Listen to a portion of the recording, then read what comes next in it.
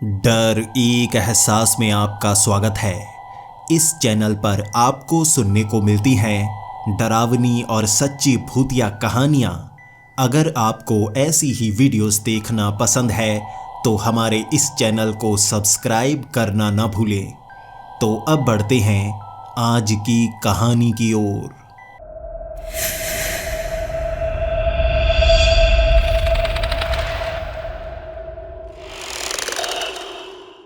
Hello दोस्तों, मेरा नाम अभय जैन है और मैं पश्चिम बंगाल का रहने वाला हूँ। मेरी ज़िंदगी में क्या क्या हुआ, अगर आप वो जानना चाहते हैं तो इसके पहले 4 एपिसोड ज़रूर देख लें। वो पहला सीज़न था, उससे आप जान पाएंगे मेरी ज़िंदगी में क्या क्या बदल चुका है। मैं यहाँ एक कॉलोनी में रहता हूँ जहाँ अपने माँ बाप के साथ मेरी ज़िंदगी बहुत अच्छी कट रही थी। कुछ मुसीबतों ने हमें परेशान किया, लेकिन मेरे माँ बाप दोबारा मेरे पास वापस आ गए। अब फिर से हमने यहाँ पर रहना शुरू कर दिया। लेकिन जब आपकी ज़िंदगी बदलती है, आपके ख्याल भी बदल जाते हैं। मुझे नहीं पता था कि मेरे चाचा जी भी हैं। वो भले ही जिंदा कहलाए नहीं जा सकते, लेकिन एक तरह से मानो वो भी इसी शहर में रहते हैं। मेरे दादाजी भी जिंदा हैं। वो इस दुनिया में नहीं रहते, दूसरी दुनिया में रहते हैं। मैं कह तो रहा हूं, अगर आप पहले 4 एपिसोड देख लेंगे तो समझ पाएंगे। अगर आपने वो एपिसोड देखे हुए हैं, अब आगे बढ़ते हैं। ये मार्च का महीना था। मैं एग्ज़ाम्स दे चुका था। मैं अब बहुत परेशान रहने लगा था क्योंकि मेरे सबसे अच्छे दोस्त मुझसे दूर जा चुके थे। वो मरा हुआ मेरा दोस्त जो लाश की तरह हमेशा मेरे साथ रहता था, मुझे परेशानियों से दूर निकाला था, उसके साथ दूसरी दुनिया का एडवेंचर किया था। मुझे उसकी बहुत याद आ रही थी। मैं तो ऐसा मान रहा था जैसे मैं उसके पास जाना चाहता हूँ। और मेरी वो जादुई कलम, वो मुझसे छीन ली गई थी। वो उसी लाइब्रेरी में भेज दी गई थी। अकेलेपन का एहसास हो रहा था। 3-4 महीने मैं स्कूल में रहा, एग्ज़ाम्स हुए, लेकिन अब यहाँ मन नहीं लग रहा था। जब आप जादुई दुनिया देख लें तो साधारण स्कूल की दुनिया आपको अच्छी नहीं लगती। मैं अपने माता पिता के सामने जिद करने लगा था। मैं भी उस स्कूल में पढ़ना चाहता हूँ जो दूसरी दुनिया का है, लेकिन मेरे पिता जिद पर अड़ गए थे। मैं खुद वहाँ से आया हूँ, तुम्हें वहाँ जाने नहीं दूंगा, वहाँ पर बहुत ज़्यादा खतरा है। इसीलिए मैं उस दुनिया को छोड़कर आया था। मैं भी पिता के सामने मान नहीं रहा था कि मैं वहाँ पर जाना चाहता हूँ। ये दुनिया हमारी नहीं है। शायद मुझे यहाँ पर रहना अच्छा नहीं लगेगा। मुझे ऐसा लगता है ये साधारण सी दुनिया है, मैं अपनी ज़िंदगी बर्बाद कर लूँगा। मैं उस दुनिया में जाना चाहूँगा। मेरे पिता भी मान नहीं रहे थे, मैं भी मान नहीं रहा था। हम दोनों में काफ़ी बहस हुई थी, लेकिन मेरी उम्र सिर्फ 12 साल थी और मेरे पिता अड़ गए थे कि इस उम्र में वो मुझे वहाँ पर जाने नहीं देंगे। जब मैं 18 साल का हो जाऊँगा तब वहाँ पर जा सकता हूँ। लेकिन तब मैं क्या करूँगा? सारा बचपन तो मेरा निकल जाएगा। वहाँ स्कूल में मैं पढ़ नहीं पाऊँगा, वो ज़िंदगी जी नहीं पाऊँगा, वो जादूगरी सीख नहीं पाऊँगा, वो दूसरी दुनिया का ज्ञान मुझसे दूर रखा जाएगा। मैं साधारण इंसान कहलाया जाऊँगा, दूसरी दुनिया का इंसान नहीं।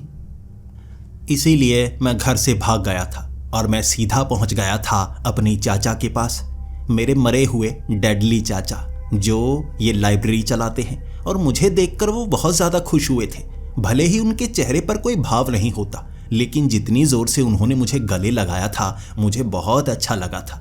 उसके बाद मैं कलम से बात करना चाहता था, लेकिन मेरे चाचा जी ने बताया कलम को उस दूसरी दुनिया में भेज दिया गया है। अब वो इस लाइब्रेरी में नहीं है। मैं चाचा को कहता जा रहा था कि मैं अब उस स्कूल में पढ़ना चाहता हूँ। खोल दीजिए वो दरवाज़ा, मैं वहाँ पर जाना चाहता हूँ। आपने पास तो मेरा बनवा ही दिया था ना। तब मेरे चाचा ने कहा, ऐसे वहाँ पर जाया नहीं जा सकता। वो तो हम खास काम के लिए गए थे और उसके लिए मुझे पनिशमेंट भी मिली। मुझे काफ़ी सज़ा मिली है, तुम्हें मैं बता नहीं सकता क्या क्या सज़ा है। लेकिन अब उस पास का इस्तेमाल नहीं किया जा सकता। वैसे भी काउंसलिंग होती है, उसके बाद स्कूल का चुनाव किया जाता है, फिर वहाँ पर एडमिशन मिलती है जैसे यहाँ पर होता है। तुम्हें एग्ज़ाम देने होंगे, फिर कौन सा स्कूल मिलता है ये तुम भी डिसाइड नहीं कर सकते। अब शायद तुम वहाँ नहीं जा सकते क्योंकि जिस पेपर्स पर साइन चाहिए वो माता पिता के साइन होने चाहिए। उनकी परमिशन के बिना वहाँ एडमिशन मिल नहीं सकती। मैं बहुत ज़्यादा निराश हो गया था। मेरे चाचा भी मेरी मदद नहीं कर सकते थे और वो कहते जा रहे थे तुम्हें घर वापस जाना चाहिए। जब तुम्हारा मन करे यहाँ पर आ जाया करना, मैं तुमसे मिलकर बहुत ज़्यादा खुश हो जाऊँगा। और मैं उनका वो बिल्कुल शिथिल पड़ा चेहरा देखकर कह रहा था, क्या सच में आपको खुशी होगी? आपके चेहरे पर नज़र तो नहीं आती। तब उन्होंने हंसने की कोशिश की, अपने ऊपर वाले होंठ ऊपर की तरफ किए, नीचे वाले थोड़े नीचे की तरफ किए, दांत बाहर की तरफ निकाले और कहा, मैं बस इतना ही हंस सकता हूँ, मेरे हाव भाव नज़र नहीं आते। ये कहकर वो लाइब्रेरी में चले गए और मुझे इशारा करने लगे, तुम्हें घर जाना चाहिए।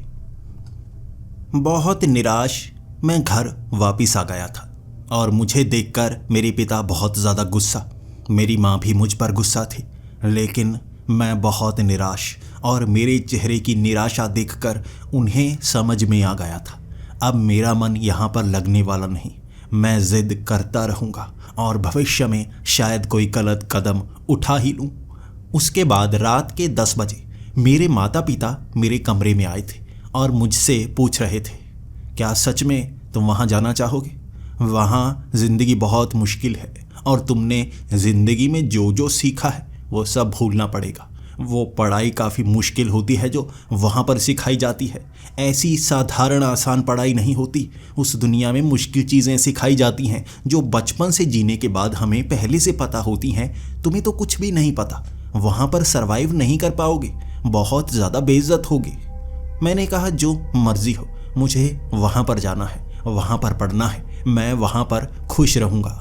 इसके बाद मेरे पिता ने निराश होकर कहा, ठीक है, मैं तुम्हें भेजने को तैयार हूँ, मुझे वो लेटर तैयार करना होगा।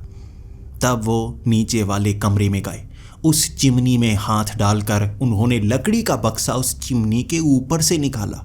मुझे पता ही नहीं था उस चिमनी के ऊपर कोई बक्सा भी रखा गया है। वो पूरी तरह से काला बक्सा था। जब उसे खोला गया उसमें एक आईना था। उन्होंने वो आईना अपने हाथ में लिया, उस आईने में हाथ डाला और वहाँ पर एक चिट्ठी उनके हाथ में आ गई। इसके बाद वो उसी आईने के बीच से कलम निकालकर उस चिट्ठी पर कुछ लिखने लगे। ये मेरी सारी डिटेल्स थी, जो भी वहाँ पर एडमिशन लेना चाहता है उसकी सारी डिटेल्स उसमें भरनी होती है। मेरे पिता ने सारी डिटेल्स उसमें भर दी। उसके बाद उन्होंने उस चिमनी में आग जलाई, उसके ऊपर पानी का ग्लास रखा और उसमें वो चिट्ठी डाल दी। कुछ समय हम इंतज़ार कर रहे थे, मैं देख रहा था वो कर क्या रहे हैं। उसके बाद उस चिमनी के ऊपर पंछियों की आवाज़ आने लगी। वो पंछी चिमनी के अंदर घुस रहे थे और उनमें से एक पंछी आया, ग्लास में से उसने चिट्ठी उठाई और वो चिमनी के रास्ते ऊपर आसमान में चला गया। मैं पहली बार देख रहा था ऐसा कुछ। इसके बाद मेरे पिता मेरी तरफ आए और मुझे गले से लगाकर कहने लगे, अब ये तुम्हारी किस्मत पर निर्भर है, तुम्हें कौन सा स्कूल मिलता है। मैंने कहा, मैं दादाजी के स्कूल में पढ़ना चाहता हूँ। तो मेरे पिता ने कहा, ये हम डिसाइड नहीं कर सकते, तुम्हारा एडमिशन किस देश में होगा, कहाँ पर होगा, ये वो डिसाइड करते हैं। ये ऑर्गेनाइजेशन डिसाइड करती है जो दूसरी दुनिया और इस दुनिया को संयमित रखती है। और इसके 10 दिन बाद उस चिमनी में अचानक आग जलने लगी थी। उसके बाद मैं काफ़ी हैरान, उस चिमनी में आग जली वो लाल रंग की थी। मेरे पिता मेरी माँ सोफे पर आकर बैठ गए थे और मुझे उन्होंने बीच में बिठा लिया। वो लाल रंग की आग अब एक चेहरे में बदल गई थी और ये चेहरा अब हमसे बात कर रहा था। आप काफ़ी खुशकिस्मत हैं, आपके बच्चे की एडमिशन हो गई है। इसकी एडमिशन हुई है त्रिशिला हाई स्कूल कैलिफोर्निया में। ये सुनकर मेरे पिता काफ़ी ज़्यादा घबराए। अरे इतनी दूर क्यों हो गई, काफ़ी मुश्किल होगी, हम वहाँ तक जा भी नहीं पाएंगे, इससे मिल भी नहीं पाएंगे। तब वो आग कहने लगी थी, यही हमारा काम होता है, बच्चे को एडमिशन वहाँ देना जहाँ पर माँ बाप का साया उसके करीब ना हो, ताकि वो अकेलेपन को एहसास कर पाए, वो दूसरी दुनिया का एहसास कर पाए, वो मुर्दों की दुनिया में रहना सीख ले। अब इसकी एडमिशन वहाँ पर हो गई है, आपके पास 7 दिन है, इसका सामान पैक कीजिए और इसे भेज दीजिए उसी रेलवे स्टेशन पर। मैं आपकी टिकट्स करवा दूंगा। अब आप तैयारी कीजिए, मेरे जाने का समय हो गया है। ये कहते ही वो लाल आग साधारण आग में बदली और उस चिमनी से एक बवंडर सा उठा जो आसमान में निकल गया। अब वो कोयले भी ठंडे हो गए थे और मेरे पिता ने मुझे गले से लगाया और मेरी पैकिंग स्टार्ट कर दी। 7 दिन बाद पैकिंग हो चुकी थी और मुझे बताया गया था कि मुझे रेलवे स्टेशन जाना है। मेरे माता पिता मुझे रेलवे स्टेशन ले गए थे और मुझे लगा यहाँ रेलवे स्टेशन में कोई ट्रेन आती होगी। ये बिल्कुल हैरी पॉटर जैसा माहौल बना हुआ था। मैंने कई बार ऐसी किताबें पढ़ी हैं जिसमें ऐसी जादुई दुनिया में जाने का रास्ता बताया जाता है। मैंने कहा कौन सी ट्रेन पकड़नी होगी? तब मेरे पिता हंसते हुए कहने लगे, ट्रेन नहीं, टैक्सी मिलेगी। मैंने कहा टैक्सी? रेलवे स्टेशन से टैक्सी पकड़ने के लिए आए हैं? वो तो टैक्सी स्टैंड से पकड़नी चाहिए थी ना। तब मेरी माँ भी हंसने लगी थी और वो कहने लगी थी, अब तुम्हें अपना ख्याल खुद रखना है। वहाँ त्रिशिला हाई स्कूल काफ़ी एडवांस हाई स्कूल कहा जाता है। वहाँ पर नई टेक्निक्स सिखाई जाती हैं, वहाँ पर रिसर्च की जाती है। उस दुनिया का बहुत बड़ा स्कूल है। वहाँ तुम्हें मज़ा बहुत आएगा, लेकिन अकेलेपन का एहसास भी काफ़ी ज़्यादा होगा। हमारे इस शहर के बहुत बड़े रेलवे स्टेशन पर 2 भारी भारी बैग उठाकर हम जब जा रहे थे, वहाँ पर कई कूली थे जो हमारा बैग पकड़ना चाहते थे। वो हमसे पूछ रहे थे कौन सी ट्रेन पकड़ने आप जा रहे हैं या किस ट्रेन से आप जाएंगे। मेरे पिता ने उनको कोई जवाब नहीं दिया। इसके बाद उस बैग को घसीटते घसीटते हम पीछे वाले टैक्सी स्टैंड में पहुंच गए। वहाँ पर कई टैक्सी ड्राइवर थे जो हमारे पीछे पीछे घूम रहे थे। हमसे पूछ रहे थे आप कहाँ पर जाना चाहते हैं, लेकिन मेरे पिता ने उनको भी जवाब नहीं दिया। मैं पिता से पूछ रहा था आखिर हम रेलवे स्टेशन आए ही क्यों, अगर हमें यहाँ टैक्सी स्टैंड तक ही पहुँचना था। अब ये इतने टैक्सी वाले हैं, इनमें से कोई टैक्सी हमें लेनी होगी। तो मेरे पिता ने कहा नहीं, ब्लॉक 77, हमें ब्लॉक 77 से ही टैक्सी पकड़नी होगी। जब हम उस टैक्सी स्टैंड से बाहर निकले, पीछे जो कबाड़ रखा होता है ना, वहाँ टूटी फूटी पुराने ज़माने की टैक्सी खड़ी थी। काफ़ी बूढ़े लोग जो शायद काम भी ना कर पाते हों। एक बूढ़ा आदमी तो ऐसा था जिससे उठा नहीं जा रहा था। मेरे पिता ने उसकी तरफ देखा और वो बहुत ज़्यादा खुश हो गए। मेरे पिता इतना ज़्यादा खुश हुए थे जैसे उन्होंने किसी पुराने दोस्त को देख लिया। जल्दी से मेरे पिता भागकर उसके पास गए। उस बूढ़े से उठा तक नहीं जा रहा था और मेरे पिता ने खींचकर उसे उठाया था।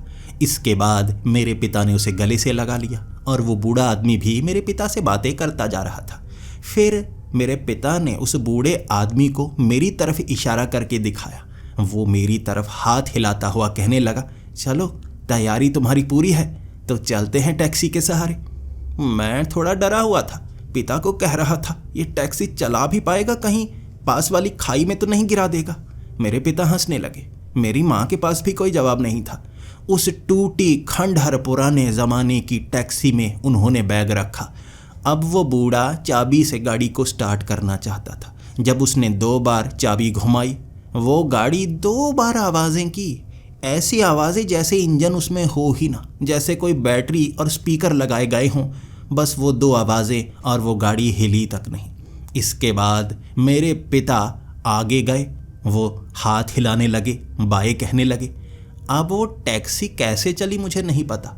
उस खंडहर में पीछे जो कबाड़ पड़ा था ना, उस हिस्से में टैक्सी खिंचती हुई जाने लगी। धीरे धीरे वहाँ पीछे एक तालाब सा बना हुआ था। अब तालाब की तरफ गाड़ी बढ़ने लगी और मैं डरने लगा, ये बूढ़ा कहीं तालाब में ना घुसा दे गाड़ी, इसके बाद निकलने में और परेशानी होगी। और जो मैं सोच रहा था उसने वैसा ही किया। तालाब में गाड़ी घुसा दी और तालाब के पानी में जब गाड़ी गई, वो पानी धुआं सा बन गया था और बीच में एक छेद नज़र आने लगा। ये जैसे पानी के तालाब के अंदर बना एक अजीब सा छेद था जिसमें वो गाड़ी घुस गई। वो खटारा गाड़ी उस छेद में घुसी। उसके बाद हम एक सड़क पर पहुंच गए। चारों तरफ धुआं ही धुआं और वो गाड़ी बस धीरे धीरे चल रही थी। बड़ी मुश्किल से 30 से 40 की स्पीड होगी उस गाड़ी की। आराम से घिसटती घिसटती आगे बढ़ रही और मैं सोचे जा रहा था कि कैलिफोर्निया तक जाना है, जो कि यूनाइटेड स्टेट्स ऑफ अमेरिका में पड़ता है और ये है वेस्ट बंगाल, भारत। अगर इस रफ्तार से गए शायद मैं पूरी उम्र इस गाड़ी में बैठा रहूँगा, मर जाऊँगा, लेकिन कैलिफोर्निया नहीं पहुँच पाऊँगा। ये बूढ़ा भी पता नहीं अपनी टांगों से गाड़ी कैसे चला रहा है, इसकी टांगें तो काम भी नहीं करती। फिर मैं पिछली सीट पर बैठा था, अब उस बूढ़े से सवाल करने लगा, देखिए अंकल, आप गाड़ी थोड़ी तेज़ चला सकते हैं, इस तरह से हम काफ़ी देर तक पहुंचेंगे। तब मैंने अपना मुंह आगे की तरफ किया। वो बूढ़ा काफ़ी अजीब सा हो गया था। उसका चेहरा भयानक सा हो गया था, काले रंग के कपड़े ओढ़े हुए। जब उसने मेरी तरफ मुंह घुमाया था, वो एक खोपड़ी थी और उसकी आंखों वाले हिस्से में काले रंग का धुआं सा निकल रहा था। बड़ी भारी आवाज़ में उसने कहा था, इससे शॉर्टकट रास्ता तुम्हें कहीं नहीं मिलेगा। जहाज में भी इतनी तेज़ी से नहीं पहुंच सकते जितनी तेज़ी से मैं पहुंचा देता हूं। मैं उसकी बात सुनते ही सन्न। लगभग 20 से 25 मिनट लगे होंगे। वो धुएं में गाड़ी चलती रही और उसके बाद एक तालाब सा नज़र आया। उसने उस तालाब में गाड़ी घुसा दी। जैसे ही तालाब में गाड़ी घुसी, सामने एक छेद नज़र आया। उसने उस छेद से गाड़ी निकाली और आगे फिर से जैसे पानी ही पानी था, जिससे गाड़ी जब बाहर निकली चारों तरफ वीरान सी जगह थी। ऐसा लग रहा था जैसे आसपास खेत ही खेत हों। तब वो गाड़ी चलती गई और आगे एक रेलवे स्टेशन बना हुआ था। 2-3 पटरियां थी वहाँ पर और ये पुराना सा कोई रेलवे स्टेशन लग रहा था। वहाँ पर मुझे नज़र आए 2-3 गोरे। तब मैं समझ गया, ये तो जैसे भारत का हिस्सा ही ना हो। रेलवे स्टेशन का स्ट्रक्चर भी काफ़ी अजीब था। तब वो खटारा गाड़ी वहाँ रेलवे स्टेशन के पिछले हिस्से में पहुँच गई, जहाँ कबाड़ के वो डिब्बे पड़े हुए थे। पीछे खेत वाला वो हिस्सा था। वो गाड़ी अब उस खेत में घुसी और वहाँ पानी वाला वो कीचड़, उसमें गाड़ी फंस गई और मुझे वो फिर से भूतिया इंसान एक बूढ़े के रूप में दिखने लगा। तब उसकी आवाज़ एक बूढ़े जैसी हो गई थी, अब तुम बाहर निकल सकते हो। आगे वो जगह पर जब तुम जाओगे, तुम्हें वहाँ पर एक गाड़ी मिलेगी, वो तुम्हें नदी तक ले जाएगी। अब नदी से आगे तुम्हें वहाँ स्कूल तक पहुँचा दिया जाएगा। मैंने अपने दोनों बैग उस कीचड़ में निकाले थे। मेरे दोनों बैग गंदे हो चुके थे। दोनों को कीचड़ में खींचता हुआ उस खेत से आगे लेकर गया था मैं। अब खेत से आगे सड़क, और सड़क पर मैं खड़ा होकर अपने हाथ में एक अजीब सी कटी फटी सी टिकट लिए इंतज़ार कर रहा था। आखिर कौन सी गाड़ी आएगी जो मुझे नदी तक लेकर जाएगी, और नदी में मुझे क्या करना है, मैं कुछ भी समझ नहीं पा रहा था। लेकिन वहाँ बहुत ही अच्छी एक गाड़ी आई। अब वो सूट बूट पहने आदमी, जिसका कद 4 फुट का था, उसने वो भारी भारी बैग अपने सर पर उठाए, जिससे उसका पूरा सूट गंदा हो गया था। लेकिन जैसे ही वो अपनी सीट पर बैठा, उसके कपड़े अपने आप साफ। मैं उस बढ़िया सी गाड़ी की पिछली सीट पर बैठा था और लगभग 1 घंटा वो गाड़ी चलाता रहा। तब वो मुझे एक छोटे से शहर में ले आया और वहाँ पर मैं उससे पूछने लगा कौन सी है वो नदी। वो मुझे उस शहर की एक पुरानी सी नाली के पास ले गया। उस नाली में छोटी सी कश्ती रखी हुई थी। अब वो कश्ती लगभग 1 फुट की होगी और वो मुझे कहने लगा, इसमें बैग रखो, कश्ती चलाने वाला तैयार है, वो तुम्हें ले जाएगा लॉस एंजलिस और वहाँ पर तुम्हें वो लाइब्रेरी मिलेगी जिससे स्कूल जाने का रास्ता तुम्हें मिल जाएगा। अब मैं 1 फुट की कश्ती में इतने बड़े बड़े 2 बैग कैसे रखूं, ये सवाल था मेरा। और उसने वो बैग उठाकर कश्ती की तरफ फेंके। मुझे लगा कश्ती तो नाले में ही डूब जाएगी। वो बैग का आकार छोटा सा हुआ और उस कश्ती में गिर गए। दोनों बैग उस कश्ती में डाल दिए गए थे, जिनके आकार 1-1 इंच के हो गए थे। फिर मैं कहने लगा, मैं इस कश्ती में कैसे बैठूं? अब वो थोड़ा गुस्से में आ गया था। तुम्हें कुछ भी पता नहीं, क्यों पागल बना रहे हो? उसने दोनों हाथों से मुझे उठाया और नाली में फेंक दिया। अब एकदम से वो कश्ती बड़ी होने लगी। मैं देखने लगा कश्ती का आकार, नाली का आकार इतना बड़ा कैसे? वो आकार जब बड़ा हो गया तब मैंने देखा कश्ती बड़ी नहीं हुई, मैं छोटा हो गया जो उस कश्ती में बैठ गया था। अब वो बौना जो 4 फुट का था वो बहुत बड़ा लग रहा और मैं छोटे आकार का उस कश्ती में बैठा। वो कश्ती अपने आप उस नाली में आगे चलने लगी और आसपास की चीज़ें इतनी तेज़ी से पीछे जा रही थी, कुछ नज़र नहीं आ रहा, हर चीज़ धुंधली धुंधली। और वो कश्ती बड़ी तेज़ी से चली और लगभग 2 मिनट में मैं एक और गली में पहुंच गया था। ऐसा लग रहा था ये गली किसी बड़े शहर की हो, बड़ी बड़ी बिल्डिंग्स। मैं अब उस कश्ती से जैसे ही उतरा, बैग समेत मेरा कद बड़ा हो गया था। अब वो कश्ती कहाँ पर थी दिख नहीं रही थी, वहाँ तो कोई नाली नहीं थी। मैं लॉस एंजलिस शहर में था। अब मेरे हाथ में अगली टिकट थी, वो थी लाइब्रेरी के अंदर घुसने का पास लेने वाली टिकट। उस गली के बाहर ही बड़ी सी लाइब्रेरी का बोर्ड लगा हुआ था, यानी मैं लाइब्रेरी में पहुंच गया और वहाँ पर एक बिना हाव भाव वाला आदमी, बिल्कुल जैसे मेरे डैडली चाचा हैं। मैं उससे बात करने लगा, उसे टिकट दिखाई और उसके बाद वो बड़ी सी लाइब्रेरी में मुझे अंदर ले गया। वहाँ पर भी एक तहखाना बना हुआ था। जब उसने उस तहखाने में मुझे दीवार वाला वो दरवाज़ा दिखाया जिसके मैं पार पहुँचा, और वो दरवाज़ा उसने पीछे से बंद कर लिया। मैं अब दूसरी दुनिया में था और वहाँ पर एक बड़ी सी कश्ती ज़मीन पर खड़ी। उस कश्ती पर बैठी एक डायन बहुत भयानक मेरी तरफ देखकर मुस्कुराए जा रही। मैं डरता डरता उसके पास गया और वो कहने लगी, तुम्हारे लिए यहाँ पर आई हूँ, अभय जैन तुम ही हो ना? चलो बैठो, स्कूल में सब तुम्हारा इंतज़ार कर रहे हैं, जल्दी करो, रात का वक्त होने वाला है। मैं उस कश्ती में बैठा और वो कश्ती हवा में उड़ने लगी थी। आगे जैसे दो बड़े बड़े गोले जो उस कश्ती को उड़ा कर लेकर जा रहे, उससे रस्सियाँ बांधी हुई थी। ये कश्ती उड़ती हुई आगे बढ़ने लगी और उस दुनिया के वो बड़े बड़े पहाड़, उन बड़े बड़े पहाड़ों पर बड़ी बड़ी इमारतें, बड़े बड़े किले जैसे बने हुए थे और उनके पास से उड़ते हुए वो दृश्य मैं बयां नहीं कर सकता। उनके पास से उड़ते हुए मुझे एक बड़े से पर्वत पर ले जाया गया। उस पर्वत पर बर्फ़ पड़ रही थी और वहाँ उसके ऊपर एक बड़ी सी किले नुमा इमारत, इतनी विशाल। और जैसे ही पर्वत के ऊपर पहुँचे, वो किला पर्वत के बिल्कुल ऊपर सपाट तरीके से बनाया गया।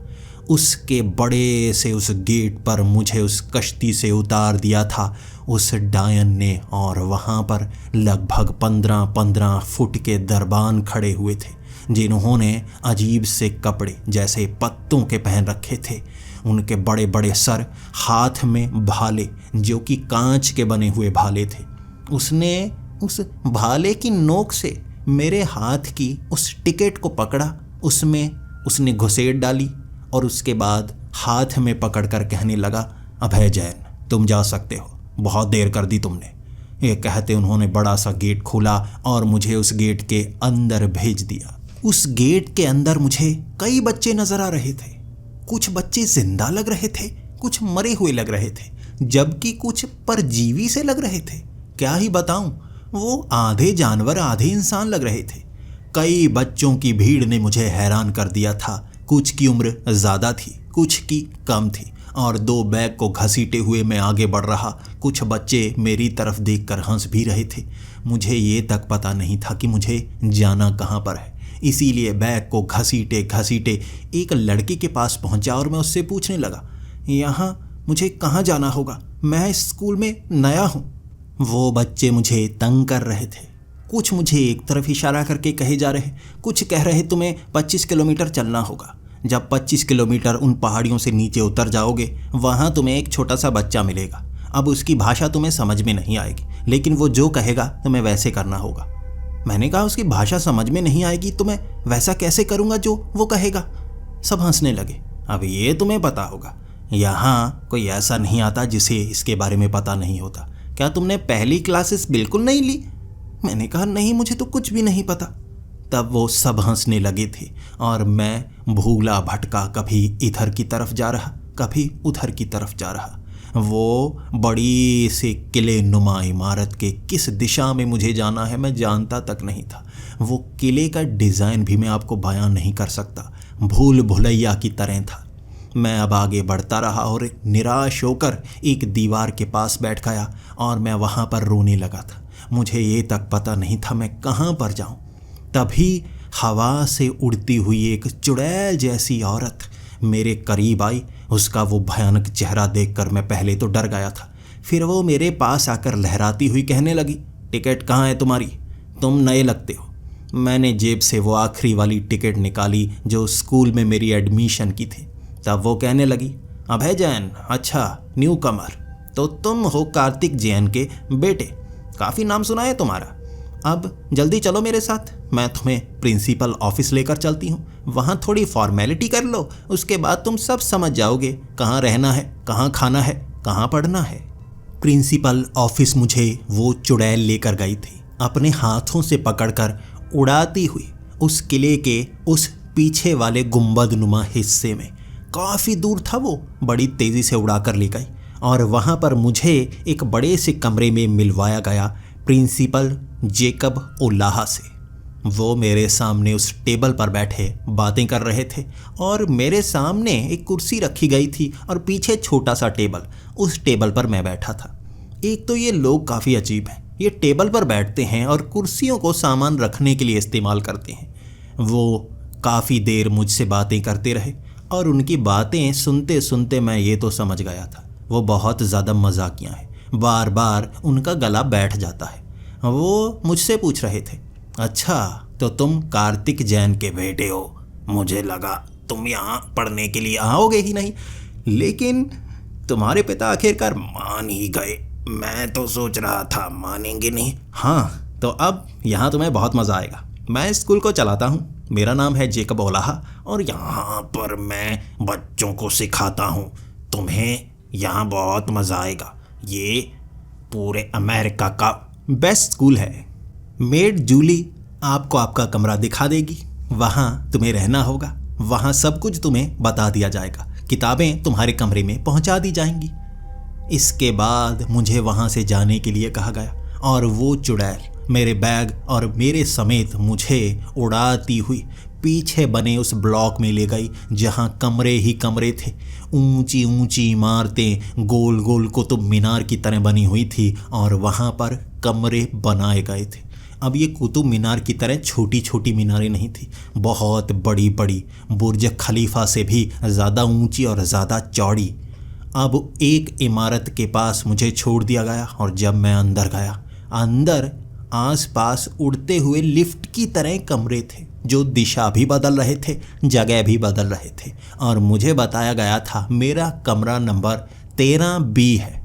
मुझे 13B कहाँ पर मिलेगा, यहाँ तो कोई नंबर तक नहीं लिखा हुआ था। तभी किसी ने मेरे कंधे पर हाथ रखा। जब मैं पीछे मुड़कर देखने लगा, ये मेरा दोस्त वो लाश था। उसे देखते ही मैंने गले से लगा लिया। तुम यहाँ कैसे, तुम्हारी एडमिशन यहाँ कैसे हो गई? तो वो कहने लगा, अमीर माँ बाप का होना काफ़ी फ़ायदेमंद होता है। जब मुझे पता चला तुम्हारी एडमिशन यहाँ पर करवाई गई है, थोड़े पैसे दिए और मैंने भी एडमिशन यहाँ पर करवा ली। अब मैं अपने दोस्त के सिवा रह थोड़ी ना सकता था। मैंने उसे गले से लगा लिया और मैं उससे पूछने लगा, 13B, मेरा कमरा नंबर 13B है और यहाँ हिलती हुई चीज़ों में मैं 13B कैसे ढूंढूं? वो कहने लगा, अमीर होने का एक फ़ायदा है, 13B आलीशान कमरा है जो कि मेरा है और तुम मेरे साथ रहने वाले हो, चलो मेरे साथ। फिर हम बिल्कुल उस इमारत के बीच वाले उस गोले में पहुंचे। जैसे ही उस गोले में पैर रखा, आसपास और बच्चे भी नजर आने लगे थे। अब इमारत के वो सारे कमरे उड़ते हुए नहीं नजर आ रहे थे, बल्कि एक जगह टिके हुए लग रहे थे। यानी वो सारा भ्रम जो बाहर से दिख रहा था, अंदर वैसा नहीं था। साधारण पुराने ज़माने के कमरे और उसके बाद पास की वो सीढ़ियाँ जिस पर एक कदम रखो और वो आपको खींच कर ऊपर की तरफ ले जाती हैं। इस तरह कदम आगे बढ़ाते बढ़ाते 13B कमरे तक हम पहुँच गए और बाहर से पुराना सा लग रहा वो कमरा अंदर से आलीशान था। मेरा दोस्त अमीर था, मेरे लिए इस कमरे का बंदोबस्त किया था। वो नरम बेड को मैं बहुत पसंद कर रहा था। उसके बाद वहाँ हम दोनों लेटे और मैं अपने दोस्त से काफ़ी समय तक बातें करता रहा। आखिर इस स्कूल में क्या क्या सिखाया जाता है, क्या क्या होता है, और वो मुझे एक एक करके हर जानकारी देता गया। यहाँ पर कौन सी क्लासेस से शुरुआत होगी, क्योंकि वो भी नया था, मैं भी नया था। हमें नर्सरी में एडमिशन मिली थी। वहाँ खाना अपने आप फ्रिज में आ जाया करता था, बाहर से खाना लाने की कभी ज़रूरत पड़ती ही नहीं। वो फ्रिज हमेशा भरी हुई होती। किसी न किसी जादू के कारण वहाँ आपकी पसंद का खाना आपको मिला करता था। इसके बाद अगली सुबह क्लासेस स्टार्ट हो गई थी। अगले ही दिन से पढ़ाया जाना शुरू हो गया। आखिर ये दुनिया कैसी है, इसका इतिहास क्या है कि इस तरह से पहले दो दुनियाएं हुआ करती थी। भूतों प्रेतों की दुनिया, इंसानों की दुनिया, दोनों में युद्ध रहा करते थे। फिर रक्षक दल बनाया गया जिससे दोनों को कंट्रोल किया गया। दोनों दुनियाओं को सभ्य बनाया गया, एक दूसरे की दुश्मन नहीं रही। अब वहाँ पर भी भूत प्रेत रहते हैं लेकिन इंसान उन्हें मार देते हैं। लेकिन यहाँ जो इंसान रहते हैं, भूत प्रेत उनके साथ संयमित तरीके से रहते हैं। इसीलिए यहाँ पर सब अच्छी तरह से आगे बढ़ रहे हैं। फिर यहाँ के आगे आने वाले दिनों में नियम समझाए गए। नियम थे कि यहाँ कोई भी भूत प्रेत छिप कर नहीं रह सकता, क्योंकि यहाँ पर शक्तियाँ उन्हें रोके रखती हैं। कोई भी अपने आप सामने से गायब नहीं हो सकता। वो आपके सामने एक आकार में रहेगा लेकिन उड़कर वहाँ से जा सकता है। यहाँ भूत प्रेत पूरे रूप में रहते हैं, बस आपको उनके साथ रहना आना चाहिए। यहाँ पर भी नियम है, किसी को मारा नहीं जा सकता, यानी खत्म नहीं किया जा सकता। यहाँ मरे हुए भी रहते हैं, जिंदा भी रहते हैं, कोई किसी को नुकसान नहीं पहुँचाता। फिर भी यहाँ पर भी क्राइम होता है। जब ऐसी कोई घटना होती है तो रक्षक दल उन्हें सज़ा देता है। लगभग 1 महीने तक यहाँ पर क्लासेस ली थी हमने। इसके बाद पता चला था कई लोग हमें पसंद करते हैं, कई हमें पसंद नहीं करते। कई टीचर्स थे जो मुझसे बहुत ज़्यादा नाराज़ थे, क्योंकि मेरे दादा प्रिंसिपल थे एक स्कूल के और वहाँ पर वो पढ़ाने जा चुके थे। उनके साथ उनकी बनी नहीं, वो यहाँ पर आए हुए थे और बार बार मुझे बहुत ज़्यादा तंग किया करते। ऐसे कई टीचर्स थे यहाँ पर, ऐसे कई बच्चे थे यहाँ पर। मैं तो अपने दोस्त लाश के साथ रहता, लेकिन अकेलेपन का एहसास कभी कभी होता। काश मेरी वो जिन्न की कलम भी मेरे पास होती, मेरी बहुत मदद करती। यहाँ पर जादू भी सिखाया जाता था, जादू ऐसा जो आपके शरीर के साथ चले, यानी इंसान जादू करने की एक हद तक पहुँच सकते हैं। एक लाश अपने शरीर की शक्ति को आगे तक ले जा सकती है। चुड़ैलों की अलग शक्तियाँ होती हैं, भूतों की अलग शक्तियाँ होती हैं। हम अपने शरीर को क्या बनाना चाहते हैं, ये जादूगरी की विद्या में सिखाया जाता। मैं किसी खास तरफ जाना नहीं चाहता था।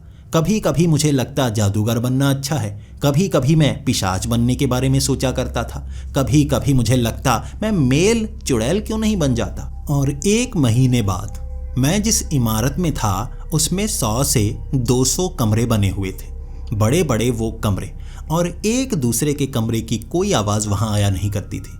जब बाहर सीढ़ियों पर कदम रखो तब लोगों के बोलने की आवाज़ आती। जो बच्चे बाहर चल रहे होते, सीढ़ियों से उतर रहे होते, इमारत से बाहर जा रहे होते, और रात के 10 बजे के बाद इमारत से बाहर आप जा नहीं सकते थे। फिर भी इमारत के अंदर घूमने की कई अच्छी अच्छी जगह थी। यहाँ पब्लिक पूल बनाया हुआ था, खेलने का छोटा सा मैदान भी इस इमारत के अंदर ही था। एक रात मैं अपने दोस्त के साथ जब उन सीढ़ियों से उतरकर पूल में नहाने के लिए जा रहा था, तब एक चीख ने हम दोनों को हैरान कर दी। वो चीख का हम पीछा कर रहे थे, लेकिन कोई भी लड़का वहां नजर नहीं आया। ये चीख भी उस पब्लिक पूल से आ रही थी। इसके बाद हम दोनों भागते हुए उस पूल की तरफ गए। उस पूल में खून लहरा रहा था। वहाँ पर हमें एक लाश दिखी जिसका सर मौजूद नहीं था, उसका एक पैर भी काटा हुआ था। ये देखकर मैं डर सा गया। मुझे लगा ये सही में मरा हुआ है या अपनी शक्ति का इस्तेमाल कर रहा है। तब उस लाश ने भी कहा था, यहाँ पर कोई भी ऐसी घटना होती है, कोई हिंसा होती है, तो हमें मेड को बताना होता है। मेड जूली जो हमारी इस इमारत की रक्षक हैं, उन्हें बताना होगा। हम वहाँ से बाहर की तरफ भागे। जब मेड जूली को वहाँ बुलाया गया, वो पूल पूरी तरह से खाली था, उसमें ज़रा भी खून नहीं था, कोई लाश नहीं थी। तब मैं मेड जूली से कहने लगा, शायद किसी ने मजाक किया होगा। तो मेड जूली कहने लगी, यहाँ कोई मजाक नहीं करता। एक बात याद करना, उस दुनिया में कोई मारा जाता है तो मरकर भूत प्रेत बनता है जो इस दुनिया में आ जाता है। इस दुनिया में जिंदा या मुर्दे, अगर कोई मारा गया तो वो हमेशा के लिए मारा जाता है, खत्म हो जाता है, उसकी आत्मा के निशान तक नहीं बचते। अगर तुम्हें यहाँ कोई मरता या मारता हुआ नज़र आता है, उसे हिंसा कहा जाता है, और किसी के साथ हिंसा करना अपराध है। तुम्हें सर कटी लाश दिखी थी? मैंने कहा हाँ दिखी थी, उसका सर नहीं था। वो कहने लगी ऐसा हो ही नहीं सकता, अगर किसी को मारा जाता इस तरह बिना सर वाली लाश तुम्हें मिलती खून के साथ, मतलब किसी का कत्ल हुआ है। पूल तो खाली पड़ा है, ऐसा कैसे हो सकता है? मैं मेड जूली की बातें समझ नहीं पा रहा था क्योंकि मैं नर्सरी में था, अभी पूरी तरह से नियम जान नहीं पाया था। मेड जूली वहाँ से चली गई। अगले दिन जब हम क्लास में थे तब हमें एक खास बात का पता चला। हमारी उस इमारत से एक लड़का गायब हो चुका था। अब वो लड़का कहाँ गया किसी को पता नहीं था। हमारी क्लास में इत्तला दे दी गई थी कि वो लड़का मौजूद नहीं है। इसके बाद उसके माता पिता से बात की गई और 3 दिन बाद हमें ये खबर मिली कि वो बच्चा लापता है। इस घटना की जानकारी मैंने दृष्टि विज्ञान के प्रोफेसर मिखाइल को भी दी थी, लेकिन मिखाइल का भी यही कहना था कि ऐसा हो ही नहीं सकता। हमारे यहाँ दृष्टि विज्ञान में ये पढ़ाया जाता है कि यहाँ हमें क्या क्या नज़र आता है और हमारी दुनिया में वो कैसा होता है, यानी कि ये भूतिया दुनिया है। यहाँ पर कोई किसी को भ्रम दिखा नहीं सकता क्योंकि यहाँ पर सब सच्चाई नज़र आती है। इंसानी दुनिया में कई बार हमें भ्रम नज़र आते हैं कि भूत हमारे सामने से गायब हो गया, चुड़ैल पिशाच वो कैसे आकार बड़े छोटे कर गए और सामने से गायब हो गए, या भ्रम वाली दुनिया दिखती है, वो ये भूतिया दुनिया दिखती है। लेकिन जो भूतिया दुनिया में आ चुका हो उसके सामने वैसे भ्रम दिखाई नहीं जा सकते। सामने से कोई गायब नहीं हो सकता। वो भूतिया शरीर लेकर रहता है जिसका इस्तेमाल वो आंखों के सामने ही कर सकता है। वो उड़ तो सकता है लेकिन गायब नहीं हो सकता। अगर पूल में लाश होती, खून फैला हुआ होता, वो शरीर दिखता तो पूल के पानी को इतनी तेजी से बदला नहीं जा सकता था, और अगर कोई जादू किया होता तो उसके निशान मिल ही जाते। ये आंखों का धोखा नहीं हो सकता। हो सकता है कि तुम नींद में थे और ये एक सपना हो। ये चीज़ मैंने और लाश दोनों ने देखी थी और प्रोफेसर मिखाइल मान ही नहीं रहे। दृष्टि विज्ञान में कोई ऐसा पन्ना नहीं था जो इस बात को सच साबित कर सके। मैं अब लाश को कहने लगा था, हमें अपनी आंखों से वो देखी बात को सच साबित करना होगा। उस पूल में जो हुआ हमें ढूंढना होगा उसका राज क्या है। इसके बाद अगले ही दिन हम लगभग शाम के 7 बजे उस पूल में पहुंच गए थे। शाम को कोई क्लास नहीं होती थी और बाहर घूमने दिया जाता था। हम उस इमारत से बाहर निकल सकते थे, उन बड़े बड़े गार्डन्स में घूम सकते थे, पीछे वाली पहाड़ियों में जा सकते थे, हद के अंदर रहते हुए। ये स्कूल बहुत ज़्यादा बड़ा था जिसकी 4 दीवारी उन कई पर्वतों तक फैली हुई थी। उसके अंदर रहकर हम उन जंगलों में भी जा सकते थे, लेकिन मैं और लाश उसका इस्तेमाल करके पूल के अंदर उस राज को सुलझाने की कोशिश कर रहे थे। 7 बजे हम उस पूल में गए और एक दीवार के पीछे छिप गए। अब दीवार के पीछे छिपने के लिए हमें जादू का इस्तेमाल करना पड़ा। उस दीवार का जो बड़ा पिलर था उसे हमने 3 फुट आगे की तरफ कर दिया और उसके पीछे जो जगह बनी वहाँ पर हम छिप गए थे। तब हमें नज़र आया एक अफ्रीकन लड़का जिसका नाम था ओलियो। वो हमारे उस रूम के पास ही रहा करता था। उसका कमरा भी आसपास था और मैंने कई बार देखा वो हमारे कमरे के बाहर से गुजरा करता था और हर बार उसे बहुत जल्दबाजी सी होती। ऐसा लगता जैसे कोई ज़रूरी काम कर रहा हो। हर बार हाथ में एक नोटबुक और पेन लिए होता। कभी मुझे उस पर शक नहीं हुआ था, लेकिन आज जब वो पूल में आया सबसे पहले वो देखने लगा था यहाँ पूल वाले इस कमरे में कोई मौजूद तो नहीं। ये बहुत बड़ा पूल था जिसमें नहाने के लिए दोपहर के वक्त स्कूल के कई बच्चे आया करते थे, लेकिन इस समय कोई नहीं आया करता था। मैं लाश के साथ यहाँ बातें करने के लिए आता था और यहाँ पूल के अंदर वो हाथ डालकर पानी को एक छोटी सी बोतल में भरने लगा। उसके बाद वो पानी को हिला रहा था और उसके ऊपर अपनी उस अंगूठी से कोई जादू करने की कोशिश कर रहा था। ये अंगूठियाँ हमें जादू करने के लिए दी जाती थी ताकि हम जादू सीख पाएं। उड़ने की शक्ति, हमें आकार को बदलने की शक्ति, रंग रूप को अलग करने की शक्ति। वो अब उस अंगूठी से उस बोतल के अंदर के पानी को हिलाने की कोशिश कर रहा था। बार बार वो हिलाता रहा। उसके बाद हम दोनों ने अपनी आँखों से देखा उस बोतल के अंदर का पानी, उसमें खून लहराता हुआ नजर आया। उसने अपनी अंगूठी से कुछ ऐसा किया था जिससे उस पानी के अंदर का खून नजर आया, लेकिन कुछ देर बाद उसने अंगूठी घुमाई और वो साधारण पानी बन गया। फिर उसने उसी पानी को दोबारा पूल में डाल दिया और एक नोटबुक में कुछ लिखा और वहां से चला गया। मैं और लाश एक दूसरे की तरफ देख रहे थे। मैं और लाश वहीं पीछे छिपे रहे थे और ये जानना चाहते थे आखिर यहाँ पर चल क्या रहा है। वहाँ ओलियो जा चुका था। मैं और लाश बाहर आने ही वाले थे, तभी कदमों की आवाज़ फिर से आई। हम दोनों फिर से वहीं पीछे छिपे रहे। हमने देखा वहाँ पर प्रोफेसर मिखाइल भी आए थे। इसके बाद प्रोफेसर मिखाइल उस पूल में उतरे, पानी को जांचने लगे और वो अपने हाथ में 4-5 अंगूठियाँ लेकर आए थे। हर उंगली में अंगूठी पहनी और हमारी आंखों के सामने वहाँ माया जाल सा बिछाने लगे थे। वहाँ एक अजीब सा सर्कल बनाया, उसके आसपास जैसे पहाड़ियाँ दिख रही थी, जैसे कोई दूसरी दुनिया का रास्ता हो। वहाँ ये सब करने के बाद वो पानी के अंदर जांचने में लग गए, आखिर क्या यहाँ पर गड़बड़ है या नहीं। कुछ देर वो ऐसा ही करते रहे और उसके बाद अचानक डरकर पीछे की तरफ गिर गए। फिर वो भागे थे बाहर की तरफ। ये देखकर मैं समझ नहीं पा रहा था आखिर यहाँ चल क्या रहा है। क्या इन सबको पता है यहाँ कोई मारा गया है, लेकिन सच बाहर क्यों नहीं आ रहा है? क्या प्रोफेसर मिखाइल जानते हैं यहाँ जो हुआ, या ओलियो ने कुछ किया है और सच्चाई कोई बाहर आने नहीं दे रहा? हम फिर से वहाँ से बाहर निकलने वाले थे और फिर से किसी के चलने की आवाज़ आई। चलती हुई कोई लड़की अंदर की तरफ आ रही थी, जिसके वो कंगनों की आवाज़ पहले ही सुनाई दे गई। धीरे धीरे चलती हुई वो यहाँ पर आई।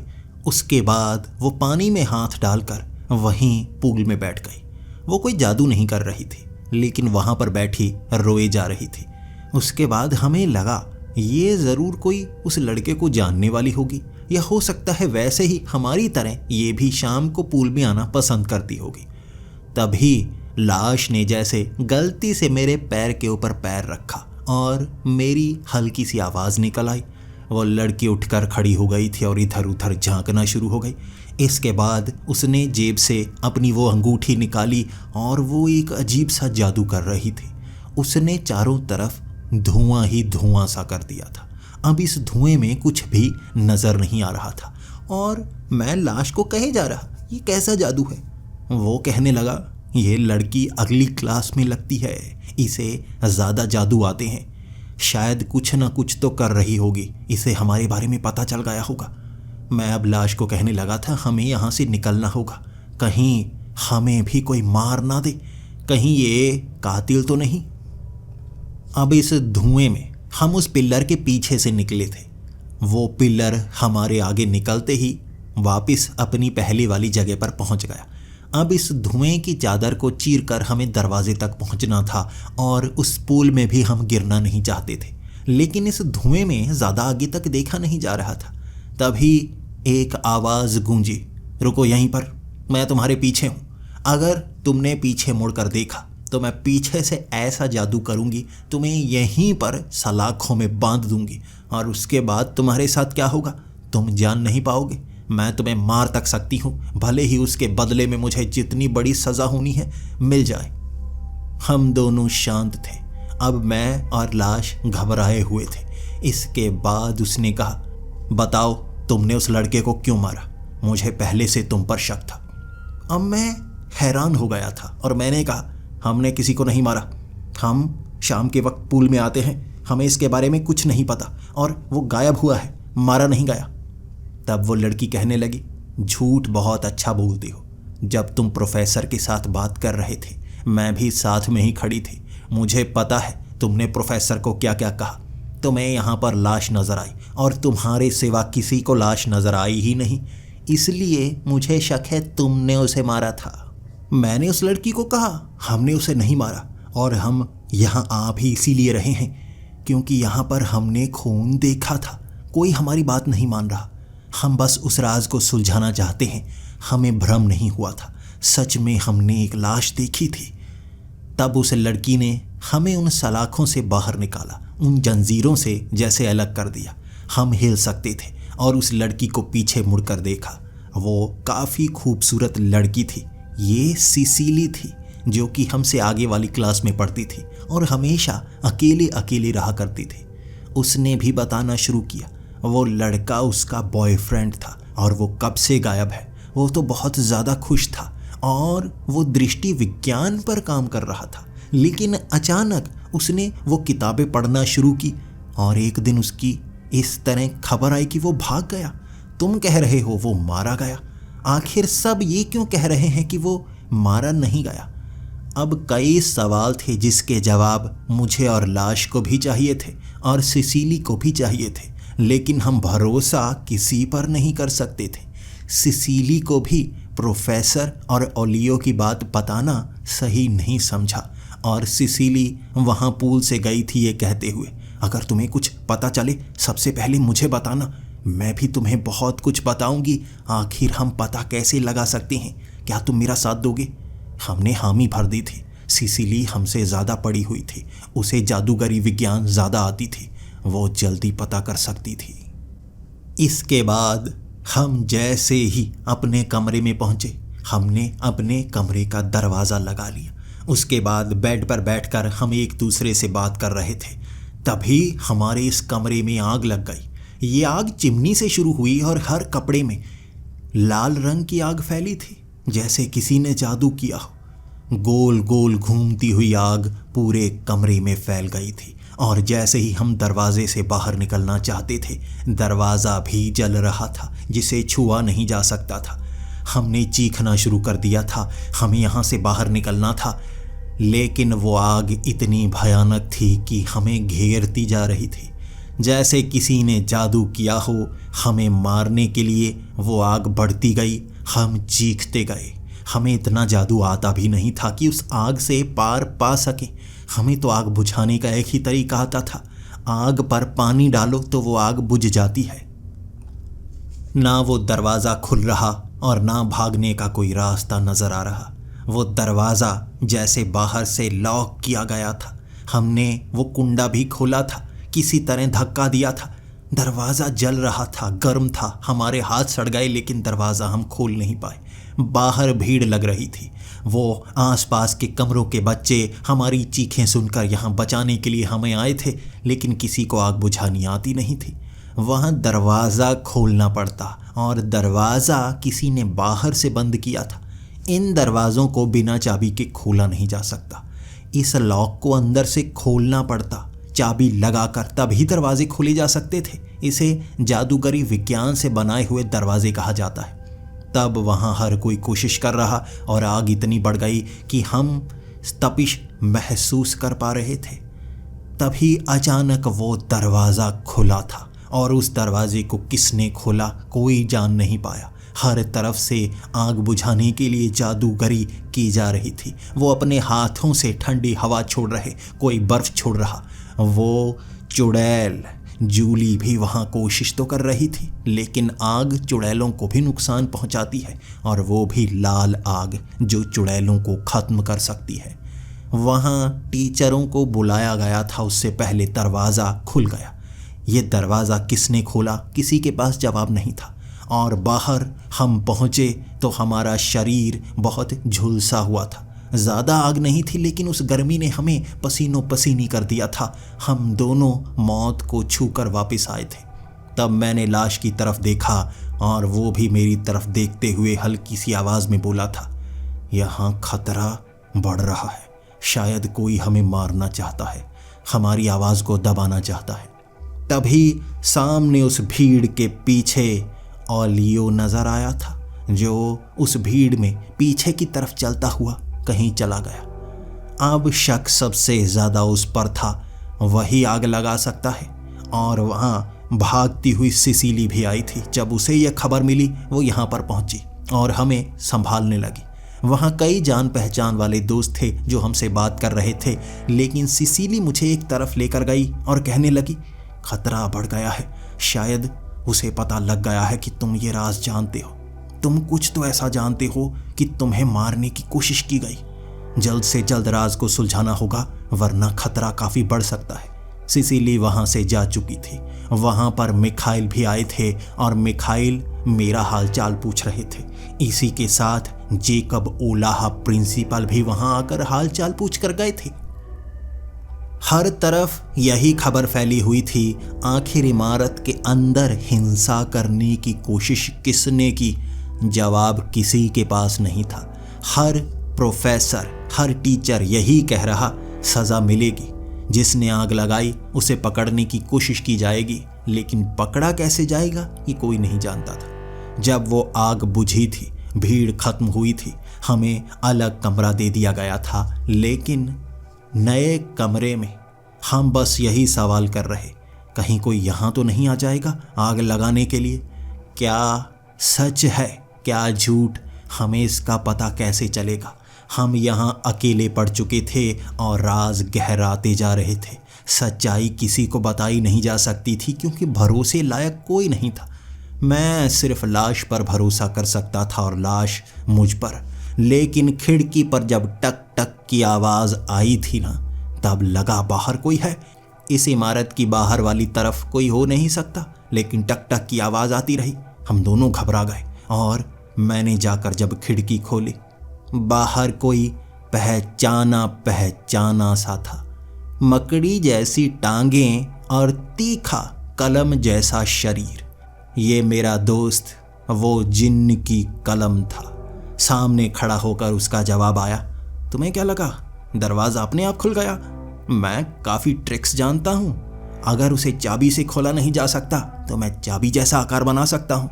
तुम्हें मारने की कोशिश किसी ने की है और हमें ये पता लगाना होगा। मैं बहुत खुश था, मेरा वो जिन्न का कलम मेरे पास आ गया था। मैं और लाश अब इस रहस्य को सुलझाने के लिए तीनों पूरी कोशिश करने वाले थे। दोस्तों, आने वाले रोमांचक एपिसोड आपको भी हिलाकर रख देंगे। आखिर इस जादूगरी के स्कूल में कौन कौन से राज दबे हुए हैं और आखिर अभय जैन को मारने की कोशिश कौन कर रहा है। आने वाले एपिसोड्स में आपको सारे जवाब मिलेंगे, तो इंतज़ार कीजिएगा। मिलते हैं अगली वीडियो में, तब तक के लिए डरते रहें।